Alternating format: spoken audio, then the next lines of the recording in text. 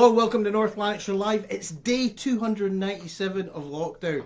And you know what? We've decided to go back to Thursday night. Thursday nights, 9 o'clock, and we've gone back to our roots and we're just staying purely political now. So if you're a politician or you're from a political party you want to come on, this is the platform for you. What we have done is we've launched our YouTube channel under Deep Fried Media, and we're doing different shows on that. So we've already launched the show G-String, which is now live on our Deep Fried Media channel. Childish name, but it's a music show and it's about music and artists from across Scotland. But politics is what we're here for, and it's big news day today because Richard Leonard has resigned. So for most of you in Scotland who don't know, Richard Leonard is the leader of the Scottish Labour Party. Alex Salmon has been asked to tell the whole truth and nothing but the truth in the inquiry that's going on at Holyrood. Simultaneously, he's also been told by the Lord Advocate if he does tell the whole truth, he could go to jail. So he's in a sticky position there at the moment. Other news, Boris Johnson still doesn't know the name of the largest party in Scotland. So there's all that. And that's before we even start talking about America. Donald Trump could very realistically be turned into an asylum seeker seeking solace in Scotland. He's already been told no chance, but where will it go? He's got 7 days left, and the mind boggles to what he could possibly do in that time. But tonight we have a chance to speak to a new political party. I'm very pleased to welcome onto the show Stephen Place from the Alliance for Democracy and Freedom. Hello, Stephen. Good evening. Thank you very much for having me here. So could you just give us a little bit of a description of what your party represents? Well, yeah, basically we're an alliance. That's the key word in our titling. We're an alliance, and we are offering an umbrella operation for many different smaller political parties who don't get a chance to have a voice, and for all these separate thousands and thousands of campaigning groups that there are across the UK. We'd like them all to work with us for one strong voice. We'd help each other out, share best practice, ideas, etc., and obviously stand people in local elections. We're trying to build a grassroots party from the ground upwards. It's going to be difficult. It's going to be a long haul, and we appreciate that. It's not going to be built overnight, but we want as many people to come and talk to us, independent candidates as well. We can help them. We have a breadth of experience and knowledge within our group. I've stood for Parliament myself. We've got MEPs, eminent people who have stood for Parliament themselves. So we've got a good groundswell of people, and we're also wanting to champion things like we've got a Proud of Farmers champion. We want to champion healthcare workers, social care workers, teachers, prison officers, and so we're recruiting individual people who come from those in different sectors, who will work with us on the party to become champions of. Individually across the country, we're hoping to start what we call our Proud of groups. We already have a Proud of Sedgefield, Proud of Bradford, Proud of Doncaster, Proud of Wakefield groups. And so we want to take that nationwide. The ethos of the party is the family unit, because everything stems from there, whether it be transport, education, all the policies that everybody deals with in politics stems from the family unit. And over the last sort of 10, 20 years, the family unit has been dissipated, it's been run down, it's not been really taken much care of. And so we want to make sure that the family unit is at the cornerstone, if you like, of our society again, because it's certainly not at the moment. Now, so just to make clear to people watching, you don't actually stand in Scotland at present. Do you have plans to move into Scotland? We would love to move into Scotland if we could get people on board that enjoy and support what we're trying to do. We are a very centre-sensible party. We're not left and we're not right. We are light-touch socialists, and we're also very small C conservatives. So it's a mixture. It's a broad church. But we're trying to remain neutral from the extremities of politics and the polarisation of politics. We want to steer a central path. And it's all about common sense policies that affect everybody's day-to-day lives, and putting the many things that are wrong with our society, trying to make an effort to put them right. But of course, there has to be. It's great to have common sense policies in certain areas, but there has to be a point where you have to make a decision that's going to upset people. So with like, Yep. you're not standing in Scotland at the moment, but No. if you were to stand in Scotland, the first thing that people will ask is, does your party support independence, or is it pro-union? No, we're pro-union. We're pro-union. Now We think it'd be great. the next question would be, Yeah. if Scotland got a majority of pro-independence SNP MPs or MSPs or just any pro-independence party that stood, and they got a majority in either the Westminster allocation or Holyrood, would you back them that they have the right to have a referendum on independence? Well, it's all about, it's democracy, isn't it? And people, if you ask Boris Johnson that question, he would say to you, well, in 2014, I know, but in 2014, and I think he's got a valid point, I'll be honest with you. In 2014, you had a once in a generation referendum. Now, it's been slightly skewed by the fact that the SNP... I'm going to give you a little bit of leeway there for saying the once in a generation thing, because it's that thing of Churchill said, once someone says a lie, it gets halfway around the world before the truth gets its trousers on. Now, Alex Salmond said that comment during an interview, and he did quantify it by saying, but of course, that's my personal opinion. I would never hold a future leader of the party or the future First Minister of Scotland to account on an opinion I have. No, well, so there's nowhere anywhere in the document for that says it's like generation. No, just to quantify, because it's one of those things that gets pushed. It is, but I wanted to finish my point, which was democracy has got to be a movable feast. It changes and develops and alters as society does. And so if you then say if it turns around in the next 3, 4, 5, 10 years, however long, that there is a majority and the people of Scotland overwhelmingly are supporting independence, then that's democracy. I was a strong advocate for Brexit. Had we lost that vote, I would have still been now campaigning still to come out, obviously, but we didn't, and that was democracy. I would have accepted that vote. I was hoping that. Well, I think people majority now largely have accepted the fact that we're out. People are still unhappy about it, but I think it's a difficult thing, obviously, because Scotland has a slightly different view, and I understand that. But you have to embrace. My point is overarching all this. You have to embrace democracy. It's the will of the people. And we are, as a politician, if you are elected by the people, you are a servant of the people. And if they tell you to go one way, you have to go that way. You cannot start bringing your own thoughts and ideology into it. You stood on a manifesto, they voted you in, and they then decide to change their pathway, their future. And if they want to do that, you have to support that. There's no doubt whatsoever about that. But there's also this thing of, is there plans to stand in Northern Ireland?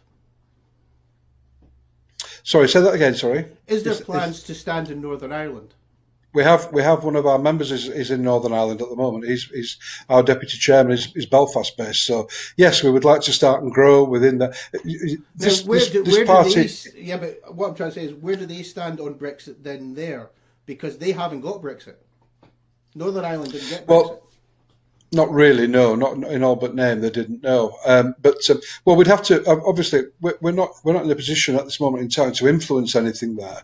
We've got one person there, so as we grow and develop, then we'll bring people on board, and ergonomically and naturally, we will develop a policy that best fits those people there. Far be it for us in England to dictate to the Northern Irish which way they want to go, but with it being an alliance, that's the beauty of it, because it will be a collective. And we will embrace all thoughts and all unless it's something way out to the far right, to the loony far left or something. Then obviously we would take a different view of that. Yeah, no, it was just interesting because obviously, as like in England, yes, being pro-Brexit is probably a thing that will get you votes and garner you votes. But again, this is where we have to move around Scotland and in Wales, and you have to think about how you're going to approach this, because I think you'll have noticed this with COVID and the whole lockdown situation, that it's shown us to have 4 different nations under one banner. Mm-hmm. So there is this thing where one glove doesn't fit all. yeah, democracy and freedom, but then you've got to break that down and say democracy and freedom across the whole nation. So if Wales want to go a different way, and Scotland want to go a different way, and Northern Ireland want to go a different way, that you have to encompass that. Do you not think?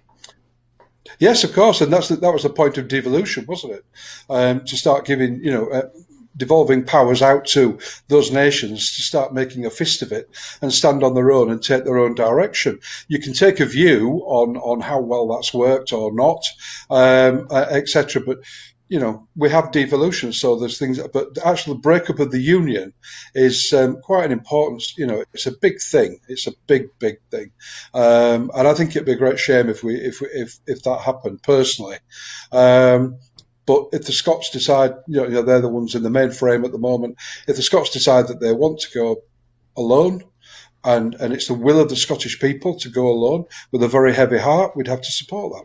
That's democracy. I mean, to be honest with you, I think it's probably Northern Ireland's probably the quicker one that's probably going to go in the next couple of years. Possibly so, yeah. So, as you said, you're pro-Brexit. How do you feel the actual Brexit deal's gone, and how would you have changed it? How would your party have developed it differently? Well, I think the majority of our members are all either ex-UKIP or Brexit Party members. And we felt that we could go no further with those parties, and we felt that we were politically homeless, which is why we've come together. Because you had Brexit Party was a single issue party. UKIP went off on a tangent that I just didn't and couldn't support and I couldn't agree with. So therefore we were politically homeless, which is why we've got together and developed this broad church, and hopefully people will take on board what we're talking and get on board with us as an alliance where we've got a big collective of people. So, but going back to Brexit 2016, for me personally, 2015, 2016 was the best time ever to have been in politics. I couldn't get up early enough. We were on the campaign trail, and it was a pleasure to be in politics. It was a very emotive and very important subject. The day after Brexit, we should have just repealed the 1972 Communities Act and got out. Simple as that. And those 4.5 years of nonsense that we've gone through has torn the country apart. COVID has, in a way, exacerbated things, but certainly we would have been out. Had we any power and any right of say on what the way that it was handled, we would have been out. But as soon as Cameron walked away and Miliband walked away, you knew then that this was going to be an unholy mess. And when Theresa May, a confirmed and ardent Remainer, took the reins of power, it was always going to be a big battle to make sure that the will of the people, again, it was all about democracy. Whether people liked it or not, it's democracy. And the will of the people was, we leave the EU. And therefore, we should have left the EU. 4.5 years later, and however many billions of pounds later, we finally got there, virtually. But again, this comes down to the Northern Ireland issue as well, because you can't just step out because of the Good Friday Agreement. If you tear up the Good Friday Agreement, that's disastrous. Yes, of course. We understand that. But Ireland could have been treated as a separate issue, and it should have been really. And the Irish DUP etc. should have had more say on the outcome of that than they actually were given. I thought there's a bizarre thing online where it's been pointed out several times with the Brexit thing is England got what it voted for, Wales got what it voted for, Northern Ireland got what it voted for, and Scotland has not got what it voted for, because Northern Ireland got to stay in the EU. That's what they voted for. Wales voted to leave the EU. They got to leave the EU. England voted to leave the EU. They got to leave the EU. Scotland voted 62% to stay in the EU, and they've been taken out. Whereas you could have done the same problem with the sea border. You could have done a border in Scotland and just went, boom, it's a smaller border than Northern Ireland. Problem solved. Everyone's happy. But there seems to be this determination of, no, we're going to drag Britain out instead of saying, right. And it would have been the best of both worlds for England and Wales, and it would have been the best of both worlds for Ireland and Scotland. It would have been the dream scenario. Mm-hmm. But the problems there were that what would you have done? How do you What mean? would Scotland have done? Would it? Well, if you'd have remained in the EU, how would you have done? There were so many complications there. The land border between England and Scotland, who would have manned that, maintained it, paid for it, built it, sorted it out, But all the different securities surrounding it and everything else, but you've and got a also border then between money. Northern Ireland and Scotland. You've got a border between Northern Ireland and the rest of the UK now. Mhm. So, and that's a bigger border. And if you had to put a border in Northern Ireland, that's a much bigger land border than you would have to between Scotland and the rest of the UK. But would it have worked? I don't think it would have worked. How would it have Well, I worked? think I think How more would than a what would passing. Scotland have done? Would we have still paid the Bartlett formula? Would we have Barnett still? formula. How would how would we pay? What would happen there? What would happen to your currency? Your armed Well, what's going to services? happen to? No, wait a minute. What's going to happen to Northern Ireland's currency? They're in the EU still. They're still using the British pound. So it's the exact same as the Northern But Ireland situation. You're just changing the line. okay, Right. okay. Anyway, we'll move on because we've got a lot to get. We're just going to chat about a few. So NHS, you're quite vocal on the NHS. So how are you guys Well, going to revitalise the NHS? Well, it's down to patient care, isn't it? That's the bottom line of it, and it's about giving patients more power and a bit more understanding. And there's something like 72 layers of management within the NHS. That can't be right, and that can't continue. It's unmanageable. The NHS does it want? I mean, you'd have to have a proper, honest conversation about the NHS with regards its suitability and fit for purpose. Does it want breaking up into smaller component parts, or does it want to leaving together as it is now, which is a leviathan, and it's out of control. It's completely out of control, and so we would have to do a root and branch review of not review, but change in the NHS with the patient uppermost at the front. These Do you are think maybe questions? These are questions. So, social care, elderly care, should they remain within the auspices of the elderly care? Sorry, within the NHS, or taken and given a separate body with a ministerial management, and taken away and made separate from the NHS. So it's not a burden to the NHS anymore, and it's about patient care first and foremost. So that's where we're coming from. Access to GPs, etc., etc. We would look at the funding because GPs are it's a postcode lottery really as to whether you get this drug, that drug, where you go. That's got to be stopped. I can tell you a story. I won't say the name obviously, but this just somebody who I know personally, and she had she was only young. She had a urinary problem, and she was taken from Halifax in West Yorkshire. That's where she lived. She was sent to for a pre-op examination and discussion. She was sent to Huddersfield, which was 9 miles away. So she was taken there because she didn't drive. A nurse turned up to do the pre-op examination, and it turns out she was from Halifax Hospital, and she'd been sent in a taxi to Huddersfield to do this one pre-op examination. So they ended up running her back to the hospital to save the NHS another taxi fee. I mean, that's just one minute, small ridiculousness of how big and out of control the NHS has got. We'd have to look at the PFI contract. I mean, my God, the PFI contracts. Where would you start with the NHS? That's the biggest thing. And I think the Alliance are saying you start with the patients. What's their experience? What's going on? It's come out today that something like 4.25 million people are waiting for consultations and operations whilst we're dealing with the COVID problem. How on earth are they ever going to address that backlog? I don't know. And of course, I mean, we should address to people, anyone watching it, that obviously you're talking about English numbers. England, yes, Yeah. yeah, English numbers, yeah. I mean, don't get me wrong, Scotland's NHS is at bursting point during COVID as well. But at least we have our Louisa Jordan Hospital, which was our version of the Nightingale. At least ours is up and running and getting used. Unlike, which, I mean, this is a lot of the things when you talk about the NHS in England. There is a disturbing amount of things that go on there in terms of the money being spent. Being spent to build that hospital, then scrap it down and take it away. Then you have to look at actually, as you say, patient care.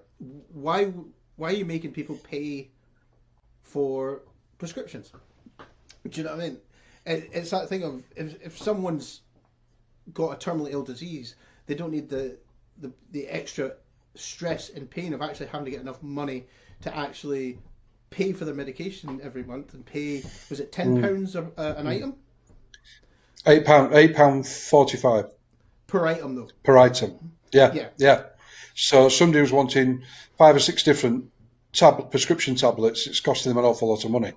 It's ridiculous, you know. And what do you know? The biggest anomaly for me is every time you hear one of the ministers say we're going to maintain the NHS and free at the point of use.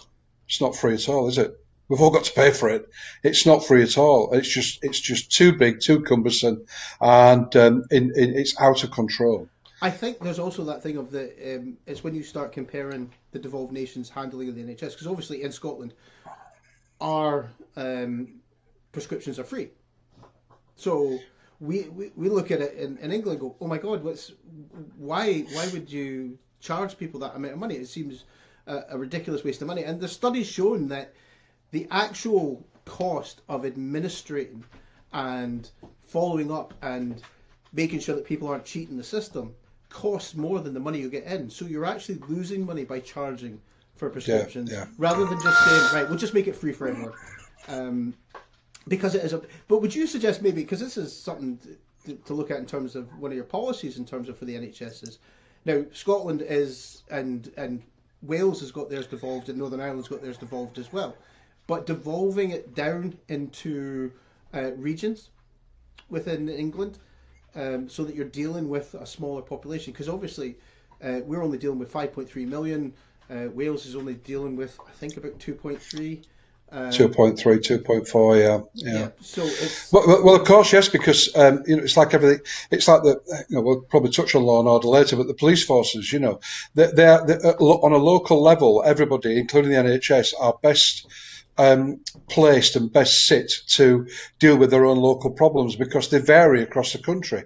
Obviously, urban to built up cities, etc. Need a different type of care and education to make health better. So, yeah, it's the problem is, as I said before, it's where do you start with the NHS? It's just an impossible thing to start addressing, but you've got to start somewhere. And I agree with you, patient care has got to be, and the costings of patient care, the money that's paid to GPs for each surgery visit or each injection that they give or each referral, etc. That obviously skewers the figures and skewers the way that people work, and that wants addressing. yeah. So going on to the next one I've got here is pension and welfare, because obviously that's something that Britain has the worst pension in Europe. Well, it used to be the worst pension in the 17th. EU, worst pension in the EU, and then we left. But but yeah, it's seven. It's currently, I think, if I'm right, the 17th worst pension Yeah, in Europe, our nearest landmass. Yeah, it's a disgrace, isn't it? You're paying all your life and you work hard and everything else, and then how come it? And I can't get this through my head neither. Where they say in England now that the national living wage, I don't know how it is in Scotland, national living wage is around about £18,000 a year, yet pensions are on 6,300. That's wrong. Pensions when they're trying to put the age, it was muted last year before COVID broke. Not last year, much earlier last year. But the pension age for men would go up to 75. Well, I mean that drew. I think they just put that out there to see what the reaction would be, and it drew a very, very negative response, as you'd expect. So it does need addressing, certainly. But then you've got to say, well, somebody would say to you, well, where's the money coming from? And then you say, well, my view of it is, well, we have to look at the welfare bill, which is 242 billion a year. yeah, That needs addressing. The money's got to come from somewhere. But certainly pensioners, if you work and pay in all your life, you shouldn't be expected to live on less than minimum wage, and you shouldn't be expected to work and carry on working until you're 67 and up towards 70 now. I just don't agree with it. So we say that, but all pensions should be 60 years of age. You should be able to retire. yeah. I mean, Alistair Darling famously said, in 2014 that the money's not there because the national insurance payments that we pay in don't actually go towards our pensions. They actually go towards the pensions of the people that retire now because the government has wasted a lot of money. The government is 1.5. Well, last time I checked, it was 1.5 trillion in debt. It's probably gone up. Yeah. Ridiculously. It's probably near 2 now. Yeah. Which No, I agree. I mean, I know because of the COVID thing. But I know Because you've the got COVID thing. Yeah. Go on. Sorry. Yeah. Go on. No, but I know that you guys are a new party, so you're just finding your feet in terms of your policies and things like that as well, because there's no real mention of foreign policy or Trident, where you stand on having a nuclear deterrent, whether that's a good thing, whether that's a bad thing. Mm-hmm. Well, the thing is, at the moment, obviously we're a new party, and what we're not making the mistake of is just developing policy and throwing it out there. What we're asking for is that the experts, people from that sector, will work with and form policy groups and then form policy, which is coherent, cost effective, and sensible. So we're not going off on a tangent and everything else. So I don't know enough about nuclear deterrent. I don't know enough about the cost of it and everything else. And so there's pointless me putting out on my website or our website my ideas about policy. I would want somebody from that sector to come on board, and hopefully ergonomically we'll get that way. And there's also no point in putting out 20, 30 policies right now when it's 4 years to the next general election. So we're very much in the process of policy development, as it were, but we're putting bullet points out, main aims and goals for policy on the website and for people to look at to see where we're coming from, really, to give a flavour of our ethos and what we'd like to achieve. Yeah, I mean, I wouldn't say. I mean, I don't want to say, but I wouldn't say nuclear weapons is a financial sort of question. Anyway, I would say it's more of a moral question. Yes, yeah. But looking at the other stuff, I mean, a lot of stuff sounds great. I mean, it does sound great. Carers allowance not to be taxable income. I mean, pensions not being counted as taxable income. It's fantastic. I know the Canadian model's the same. They do that. They don't tax pensioners' pension as an income. So there is a lot. There's a precedent set that for other countries. But there's the one married couple tax allowance to be 2.5 times the single person allowance. Now, can you see that as being all right? I know it's obviously your freedom and democracy, and you're saying the family at the centre, but is that forcing a sort of a moral preset onto society as it's changed? I mean, because, for instance, would that include, say, a same-sex marriage? Would a same-sex marriage? Oh, yeah, of course. Yes, of course it would. Yeah. Oh, without a doubt. Yes, yeah. It's the family unit, however that's made up, and that. I was brought up in a family unit. There were 2 parents and 3 children, and that's where we'd like to get back to. Right now, at this moment, there are an awful lot of single mothers out there struggling because they're often working 2, maybe 3 jobs.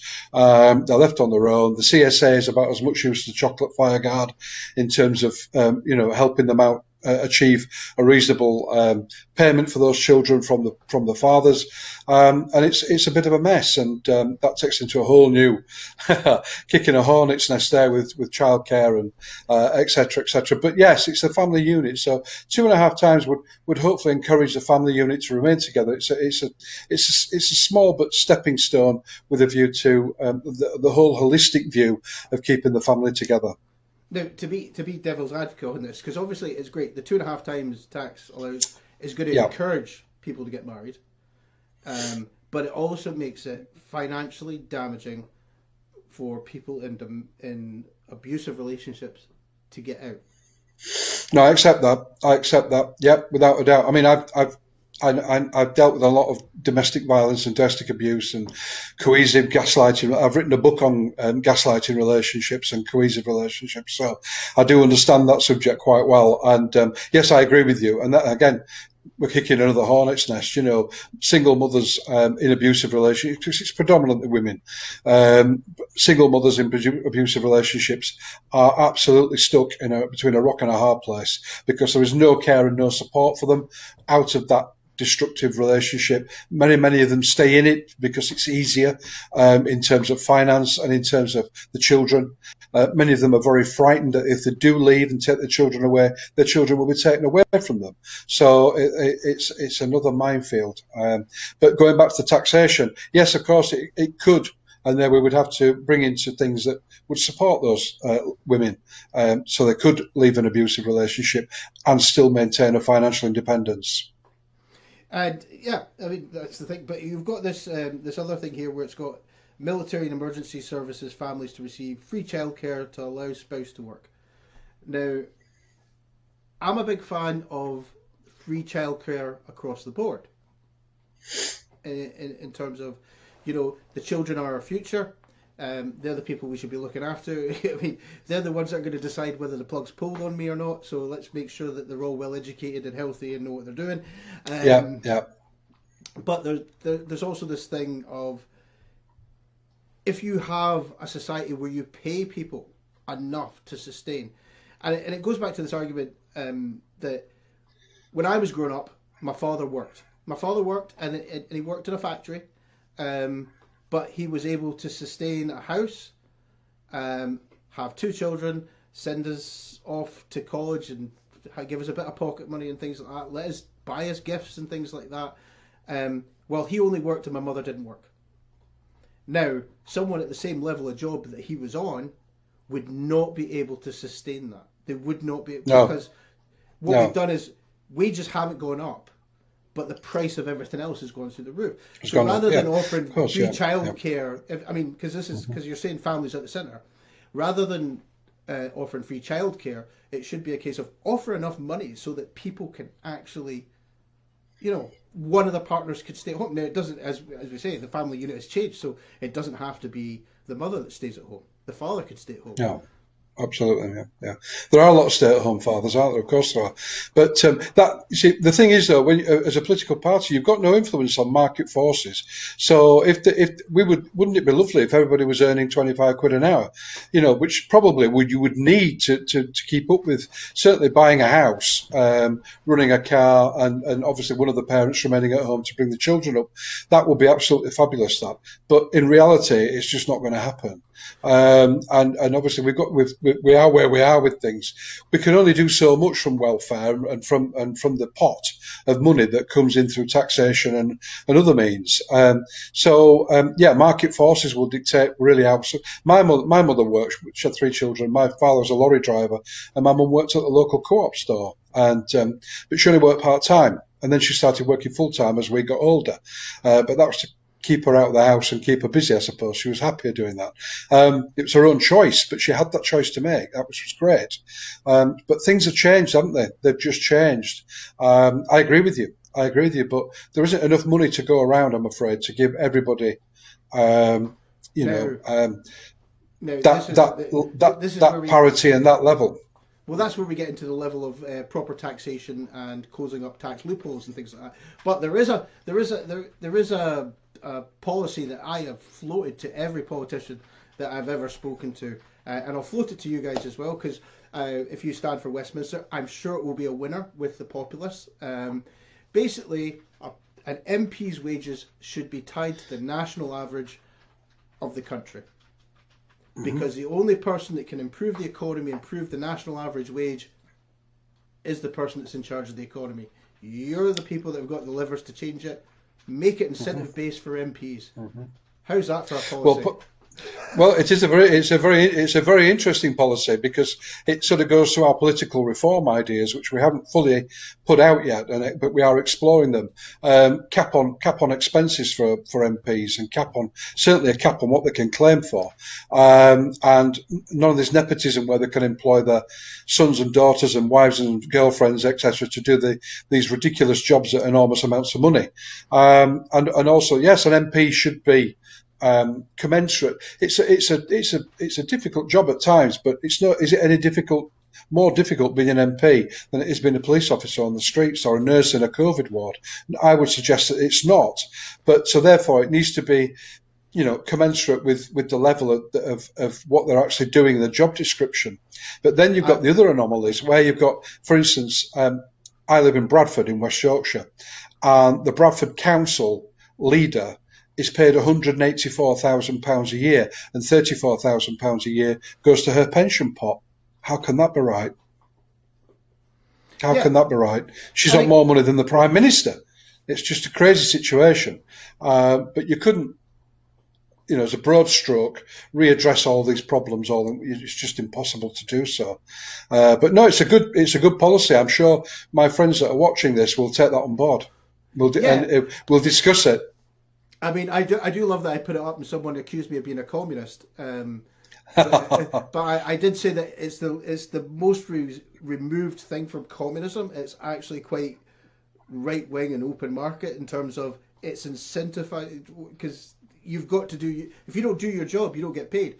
I mean, I think there's as you say, political reform. You've got to make it a case of if I stood as the MP for Coatbridge and Christon is the local constituency, and I stood and I was elected as the MP for that area, I could take that, don't even bother getting sworn in, and still collect my wages for 5 years, and nobody could do anything about it.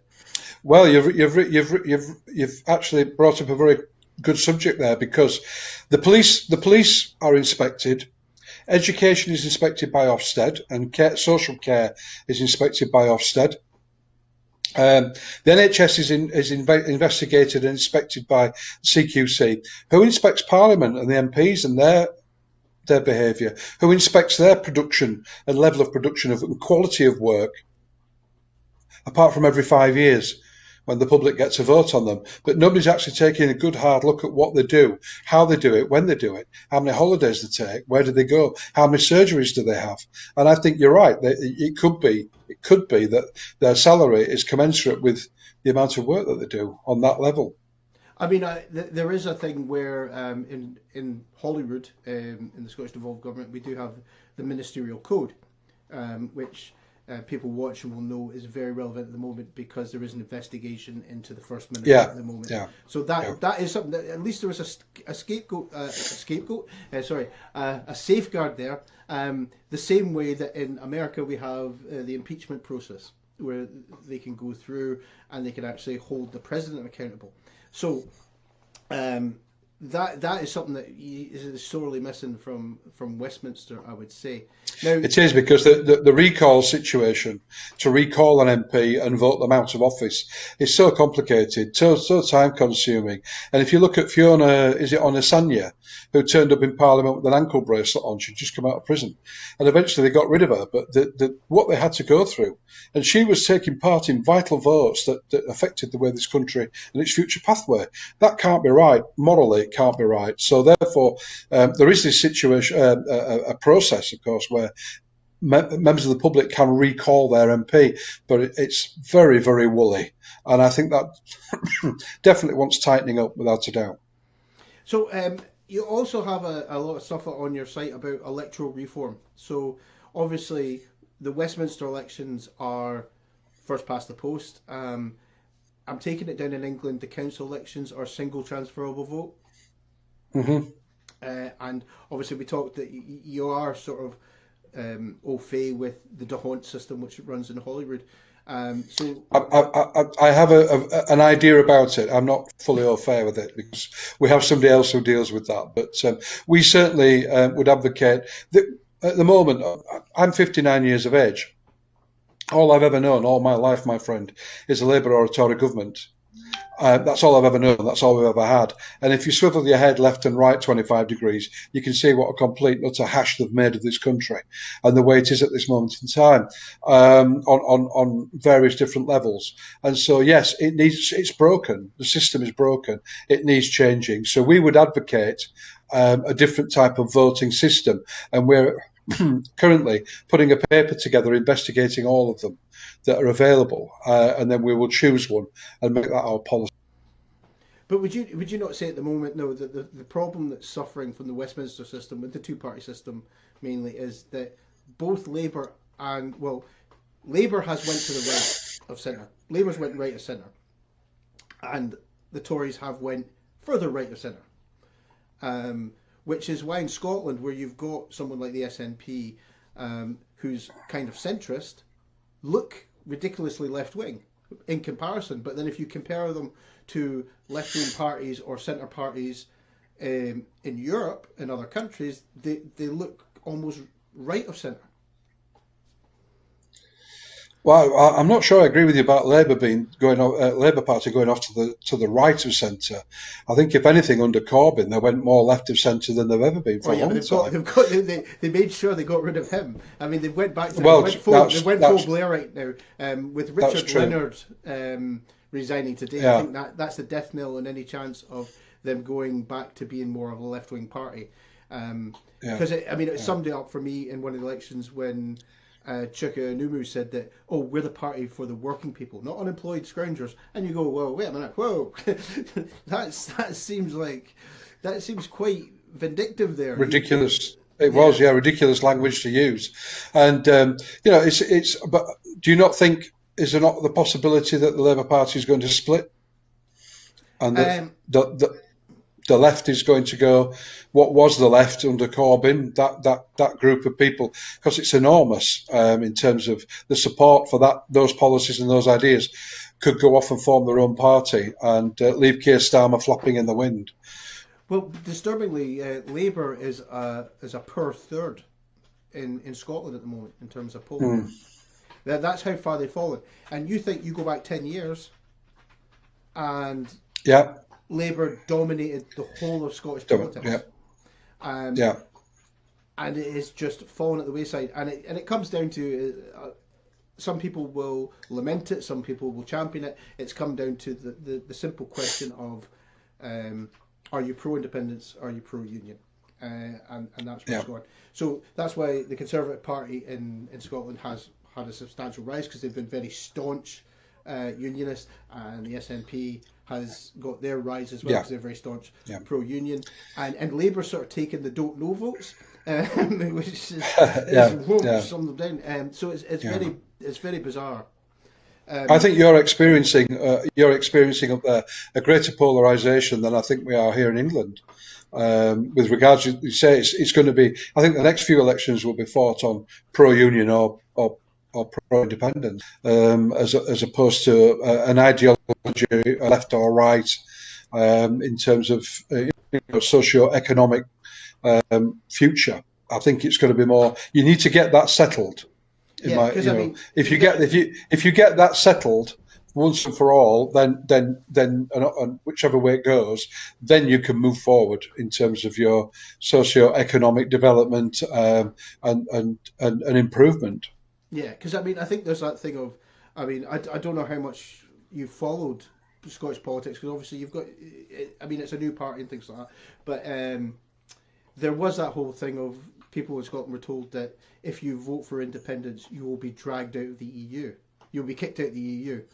And then Scotland voted no. And then they've been dragged out of the EU because they voted for it. So there's that whole thing of, there's a schism of people going, well, you told us if we voted for this, we would get thrown out. And now you've just dragged us out anyway. What was the point in us? One of the big bargaining chips for Scotland not to vote for independence was that they would still remain in the EU.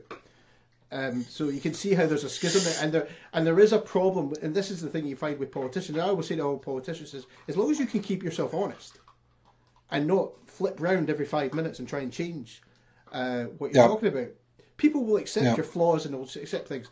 But you're now going, well, we didn't say that, we didn't do that, and you go, oh my God, we heard you. Just take. And honestly, what's wrong with, like, for instance, particularly Boris or Hancock or somebody?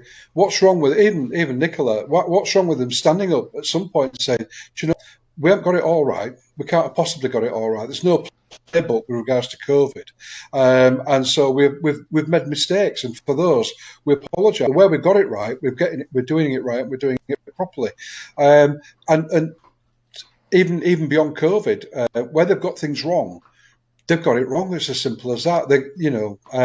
There's nothing wrong, I don't think, with being honest and standing up and saying, do you know what, we made it, but they cannot bring it in themselves whatsoever to admit that they're slightly wrong, let alone, got something way off wrong. I mean, this track and trace thing, 22 billion quid. They've got that wrong. It's as simple as that. And they should be clawing the money back. But apparently in the contracts given out, there's no clauses for failure. I mean, who on earth signed that contract? They want sacking for that. But they will not admit that they're wrong. And that's one of the big problems. But going back to where you are now at the moment, as I see it as a layman, obviously I don't, I've been to Scotland many times. I love it. But with regards to where you are, I think you need to settle this within the next few years. You need to get this settled because it's going to always hang over your head in terms of economic and social development. Well, I think that there is plans. I mean, again, because you've got yourself as this banner alliance for freedom and democracy, or democracy and freedom. There is another party in Scotland called Alliance for Independence. And they're doing a very similar thing that you're doing in terms of they're getting smaller parties and they're bringing themselves together. And what they're doing is, and this is where the D'Hondt system is quite interesting in the way it's set up. They will be standing on the list vote. They won't be standing in the constituency first past the vote. So their argument is that you would vote for your SNP candidate in Airdrie and Shotts, and then on the list vote you would vote for Alliance for Independence, and they would put a pro-SNP, pro-independence MSP into the thing, so that what you would get is 120 seat of MSPs that are saying we're for independence because of the way the system's set. I mean, it's getting pushed back from the SNP. The SNP are saying vote 1-2. That's not the way the system was designed, and things like that. But again, for a party like yourself, that's just beginning out, to stand in Holyrood, because I would suspect if you're standing at Westminster, I take it you would want to stand at Holyrood as well at some point if you want to stand across the whole of the UK. Well, yeah, eventually, obviously, that would be the ambition. Of course it would, yeah, without a doubt, But obviously, at that point, you'd have to take a view on where you are and what's happened and where Scotland sits and where it's found itself in the world. That may, I can't see that happening in the next. Hopefully, we're candidates for the next general election, but that's 4 years. That's probably what we'd be aiming towards. But such a lot could have happened between now and then. It's impossible to take a view, to be truthful. I'm not just sitting on the fence there. I'm just being honest. We'd have to wait and see where we are when the time comes. Now we have I think it's the leader of UKIP Scotland coming on in a couple of weeks. So you said that you've left UKIP, and we left UKIP a while back. So where is the division in policies? Between within UKIP, yeah. Well, with UKIP, they took a turn to the right. They endorsed a man called Tommy Robinson, who that's not a turn to the right. That's a turn in the car and driving at 90 miles. Well, it's a lurch. I always use the word lurch. They lurch to the right. And we remain within UKIP because we turn it around, but suddenly they seem to have just lost their heads and got off to this, this guy, and they embraced him. And again, you've got to stand. I was doing an awful lot of work with West Yorkshire Police Federation. I was meeting them with them on a regular basis, trying to support police officers, finding out what was going on at the coalface. I used to be a copper in Bradford. I was keen to make sure that we were the policeman's friend, and they looked upon us as being a party of law and order and supporting the welfare of police officers and their paying conditions. And of course, as soon as the then leader, Gerard Batten, put his arm around Tommy Robinson, the Police Federation rang me and said, we're going to have to sort of pull back and disarm ourselves from here, I'm afraid. That's where it all went wrong, I'm afraid. And then we had a succession of different things happen. So it was just untenable to remain in the party, I'm afraid. Because I And think there it's is an issue though that any political party, because the Republican Party or GOP is standing for the Grand Old Party, they have suffered from letting Trump get in and get to that level of power where they now have extreme right-wing white supremacists running amok in the name of the president and in the name of the Republican Party. So it's something that can happen to any political party. Yeah. Well, yes, yeah, of course it is. You know, you you can be a broad church and be as much a broad church as you possibly want to. That's fantastic, but you're always going to get one or two lunatics that slip through the net. People that you wouldn't possibly agree with and wouldn't want to platform with, and then that's up to the party then its processes to weed those people out. And that's up to us in our constitution, within our rules and regulations, to be able to weed those people out, and we would. I mean, there's a famous saying, and I can't for the life of me, my brain's gone blank on who said it. It's a union leader, Scottish union leader, and he said it. He said, "I didn't leave the Labour Party; the Labour Party left me," and it is that thing. That's what happened. I didn't leave UKIP. UKIP had some fantastic policies. Many of them have been adopted by Labour and the Tories.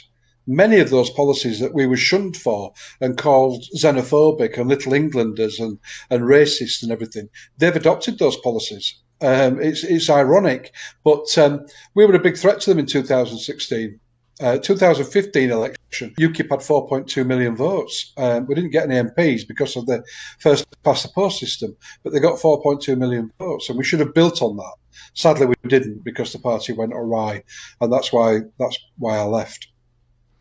Now, I mean, obviously, again, this is where you haven't got an immigration policy for your own party drawn up yet, but there is a thing where Scotland has a different demographic to England.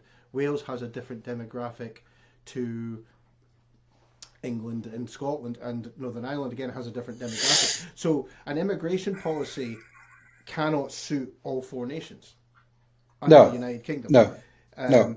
Because there's a reason for the UKIP immigration policies, as you say, that were adopted by Labour and the Tories, were sort of shouted down and hated in Scotland because of Scotland's demographics, in terms of an ageing population, and we need more young people coming into the country and more young people coming in and working, that it was like, well, no, we need more. This is wrong for us. We need But you see, the thing is, though, I need to bust a myth here, because I've often, many times, I've had to bust this myth. The immigration policy for UKIP was not anti-immigration, stop all immigrants coming into this. Never in a million years was it like that. All we were saying is it should be controlled in terms of what we need when we need them, and we should be allowed to ask. It's not beyond the wit of man to say to somebody wanting to come into this country to settle and make a life and build a life, are you a good character? What are your previous convictions, if any, in your home country? What skills are you bringing to the country? Can you speak the language that you're coming to make and settle with, etc.? And I don't think that was beyond reason, that we could ask those questions. And now, of course, the Tories have adopted that policy anyway. Well, I think there's a problem there's something I have an issue with intrinsically about that as being a Scots person, because of the fact is that if you go to anywhere on the planet, and you go to a backwoods in the middle of somewhere, you'll bump into a Scotsman who's there and been living there, and Scottish people have spread across the planet, and believe me, they're not all winners. They're not all skilled people that go out. It's completely random, and I've always said Scottish people have a cheek to complain about anyone coming to Scotland when all we do is go round the world and say, "Oh, Scotland, the most beautiful country in the world," and expect if you're going to tell people everywhere around the planet that we live in the most beautiful country in the world, they're going to come back to it. I think Scotland's got only itself to blame, and we have a cheek, and Britain as well. I mean, we dominated 3/4 of the world. I mean, people from Pakistan and India coming in, people from North America coming in, people from any country that we actually used to take control over, and had a big hand in sort of oppressing them for a long period of time, that we kind of got this little thing of, okay. But the thing, it's like, I mean, I remember in the 70s when Idi Amin kicked out the Ugandan nations, and we opened our arms to them. We took in 120,000 of them. Many of them came to settle actually in Bradford, and they were welcomed with open arms. We've always been that. I always have this argument with people about multiculturalism. It's not multiculturalism that's failed. We've been a multicultural country, or United Kingdom. We've been multicultural since the Romans came and invaded us. We've had many, many different peoples come from all at the north. The Danes, the Norsemen came and landed here. The French came, and that's not the problem. The problem is integration. That's where the problem lies. And to integrate successfully as a community, it takes a will on both sides to integrate, and that's where the problem lies. There's no proper, true integration. There are clear demarcation lines in terms of certain people's livings there, certain people's living there. The mixture has got better, and certainly over the last 20 years, here in Bradford, for instance, where you had at one point in the 60s and 70s, purely Asian areas, purely Pakistani, Indian areas where they live. Now the mix is much greater, much greater, and that's to our, we should pat ourselves on the back for that. It's worked really well, and in terms of opening the doors to anybody and everything, it's just the sheer numbers. We cannot medicate, house, educate, employ all these people that want to come to this country. We just simply cannot do it. If you're getting 330,000 net every year on year, and we're already, we need to build something like, is it 3,000 houses a day just to catch up with current numbers? Now, it's just impossible. So before we finish, all I would say to that is that we have been able to put a large majority of the nation on 80% of the wages for 297 days. Do you know what I mean? But look at the cost. How are we going to pay for that? Well, they borrowed, is it 280 billion quid that we've borrowed? Oh, listen, don't get me wrong. We scrap HS2 straight away. 100. That's not going to be. They said it's 110 billion. No, this is us, isn't it? Building. You can add another 30-40% on that straight away. You make Google pay their taxes. You make Amazon pay their taxes. You scrap Trident. You know, I mean, you find. I agree with that. That's it. But at the end of the day, you've still got to pay for it. You've still got to pay that debt back, and the other debt we had before COVID hit us. It's just growing and growing exponentially, and there's got to be a reckoning at some point, and we have to draw in what we need. But the other thing as well is there's only so much land we were given, and all right, we've only built on a certain percentage of the land so far available to us on these isles, but do we just keep on building and decrease our agricultural abilities? And it's a real balancing and juggling act to be made. There's no easy answer to it all, is there? Well, I think again, this is where we get into this whole thing of Scotland being sort of this nation that's got a different set of problems, because we have masses and masses of land, and it's great with the great green space, but what happens is the green spaces round about the built-up cities are getting eaten up, but then there's land that's just owned by two or three people who own these massive estates that nobody can touch. But we won't get into the royal family tonight. No, let's not. We've spent enough time on it. It's very nice to speak to you. Hopefully, we'll be able to speak at some other point. Hopefully, I'll still be here in 5 years' time to interview you. That would be great. That would be great. Yeah. If anybody watching is interested in anything we've had to say, if they can go to our website and get in touch with us, we're looking for champions to come forward and work with us. We'll support them. It's all free as well, whereas some other parties charging people to be standing as councillors and to be vetted and that. Ours is all free. I just thought I'd make that point quite clear. Just go to the website, adf.uk. That would be great. And we'd love to hear from anybody in Scotland. And please look at on Facebook, we've got a Proud of Farmers, Proud of British Farmers page, which is fabulous. And we'd love to talk to Scottish farmers. That would be great. Right, thanks for coming on. Thank you. Thanks very much. So that was Stephen Place from the All, Alliance for Family and Freedom and Democracy. So it was an interesting conversation. Obviously, they're not standing in Scotland at the moment, but they might do in the future. Of course, who knows? Holyrood's coming up May this year, so everything could change. We could have the plebiscite referendum, which means that Scotland wouldn't be involved in another Westminster election. Boris Johnson could turn around tomorrow and say, I'm bored now, I'm going to come back. And here comes Moss to say hello. If you would like to come on the show, just message the page. We'll be on next week with another political party. But until then, I will say goodbye and we'll just leave it there.